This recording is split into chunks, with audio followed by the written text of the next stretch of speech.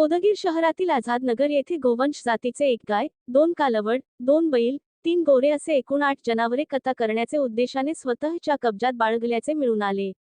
या प्रकरणी शनिवारी 7 जून च्या पहाटे 5च्या सुमारास उदगीर शहर पोलीस ठाण्यात दोघांविरुद्ध गुन्हा दाखल करण्यात आला आहे. याबाबत अधिक माहिती अशी की 7 जून रोजी पहाटे 1:30च्या सुमारास संशयित आरोपींनी त्यांचे मालकी जागेतील पत्र्याचे शेडमध्ये जनावरांची चारा पाण्याची सोय न करता गोवंश जातीचे बैल, कालवड, गोरे व गायी कत्तल करण्याचे उद्देशाने एकूण 2,40,000 रुपयांची खरेदी करून स्वतःचे ताब्यात बाळगून मिळून आला.